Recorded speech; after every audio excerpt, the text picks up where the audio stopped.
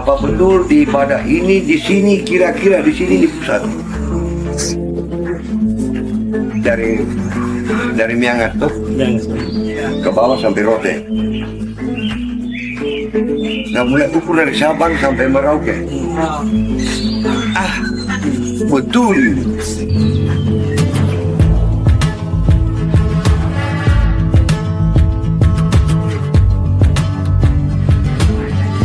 Halo, ketemu lagi guys di channel Zekra Fiesta. Kali ini perjalanan membawa saya ke negeri Seribu Megalit. Di lembah indah dan permai, peradaban kuno penuh misteri dan mempesona tersimpan apik agar kita menyadari tanah air Nusantara telah dimulai sejak puluhan ribu tahun lalu.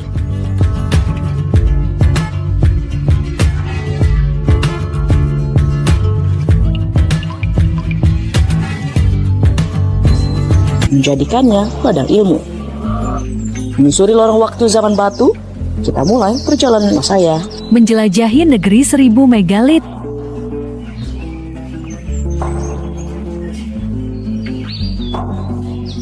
Dalam perjalanan ini, tujuan pertama saya adalah Lembah Napu.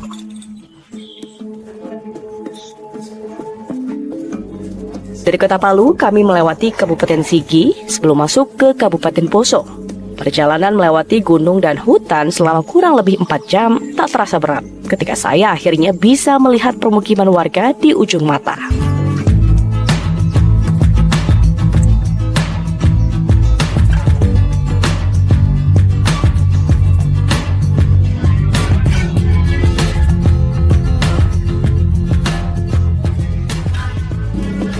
Kawasan yang terpadat ditemukan situs kepurbakalaan ini adalah di kawasan Lembah Behoa. Penyebaran situs di kawasan Lembah Behoa terdiri dari situs yang berada dekat pemukiman penduduk dan lereng bukit, serta kawasan hutan yang mana semua masuk dalam zona inti kawasan Lorelindu.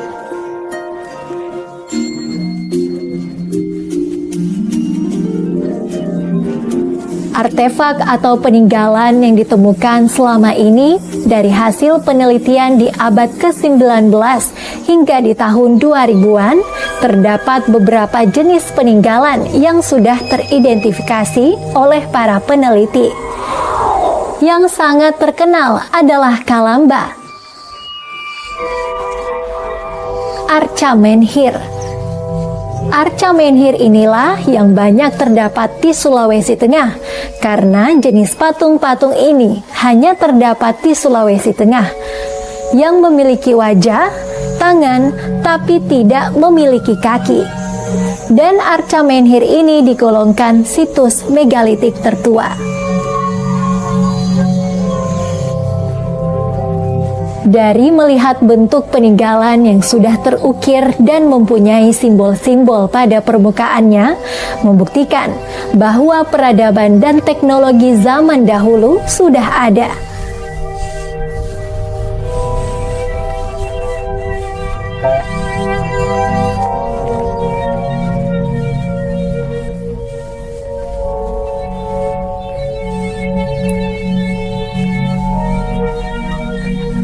Patung-patung yang berukuran besar yang tersebar di wilayah Bada adalah situs megalit yang paling terkenal. Oleh masyarakat Bada dikenal dengan sebutan patung Palindo, yang berarti sang penghibur. Penamaan patung ini merujuk kepada ukiran patung yang tampak sedang tersenyum. Patung-patung di Lembah Bada diyakini sudah ada sejak abad ke-14.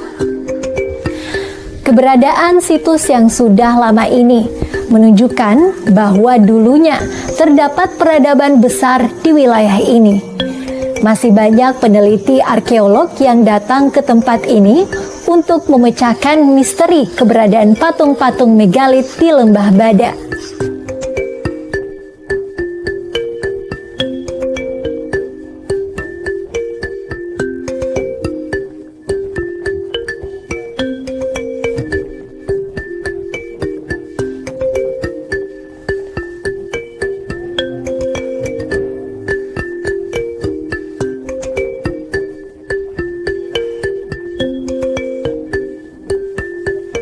Di tengah kesibukannya, Rusdi Mastura juga menjelaskan bagaimana pemerintah provinsi. Saya mintalah mungkin saya undang presiden, kita bicara dengan presiden audiens tentang negeri 1000 megalit kita apa tuh tuntut dunia untuk jadi warisan. Jadi ada kebanggaan sendiri bagi seluruh rakyat Sulawesi Tengah bahwa kami punya peradaban jauh dari yang lain-lain. Sehingga dan mereka daerah mereka kita buatkan jalan. Kalau pariwisata ini kita bisa tinggalkan. Berarti ada legacy, ada warisan yang kita berikan pada anak cucu kita. Kalamba memang menjadi ciri khas situs megalitik yang ada di Sulawesi Tengah. Ciri khas menarik lain ditemukan pada Kalamba yang ada di situs megalitik Watulumu, di mana Kalamba yang ada di sini memiliki corak ukiran wajah manusia dengan berbagai ekspresi. Para ilmuwan percaya wajah-wajah yang diukir pada batu tersebut adalah gambaran dari leluhur yang dikubur atau disimpan pada Kalamba itu. Bukti peradaban megalitik juga terlihat pada perkampungan kecil yang ditemukan pada situs PKSele di Kecamatan Lore Timur. Pada pintu masuk perkampungan kuno itu, terdapat arca menhir megalitik bernama Mungku Minua. Arca berbentuk manusia berdiri tanpa tangan dan kaki, menggambarkan raja atau kepala suku setempat. Sementara di sisi lainnya, arca PK Talinga ditemukan menandakan dirinya ialah istri kepala suku kampung kuno tersebut. Dikelilingi pohon bambu, hamparan pasak batu menhir kecil, sisa-sisa penopang rumah kuno yang disebut Oboka, menjadi bukti adanya kehidupan sederhana di masa lampau berlangsung di tempat ini.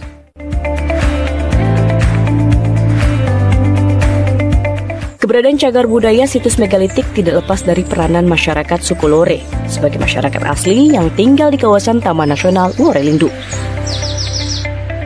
Menurut catatan para peneliti, sekitar 400 situs megalitik tersebar di 3 kawasan di Kabupaten Poso, yakni di Lembah Napu, Lembah Besoa, dan Lembah Bada. Ini Kalamba juga ya, masih jenis Kalamba.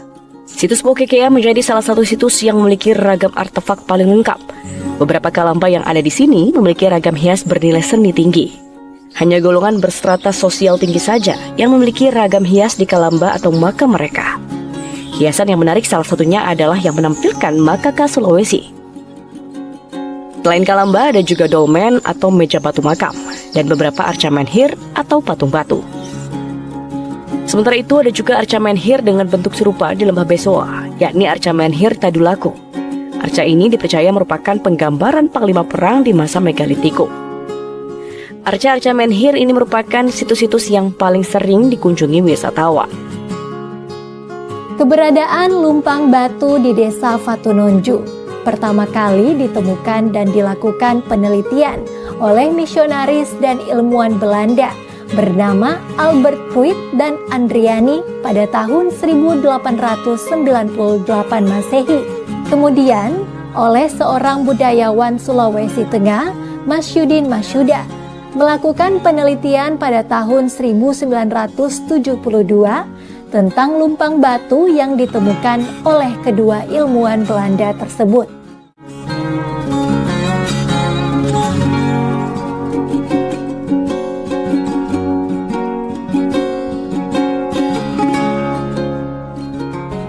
Di tahun 1975, Dr. Heri Sukendar menemukan 14 lumpang batu.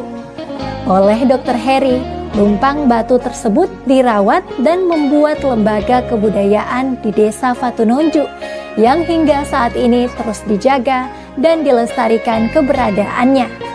Dan pada tahun 1983, Desa Vatunonju resmi ditetapkan sebagai desa yang menyimpan objek bersejarah. Adalah penggambaran sederhana terhadap personifikasi dan antropomorfi, gambar-gambar atau benda-benda yang bentuknya menyerupai manusia.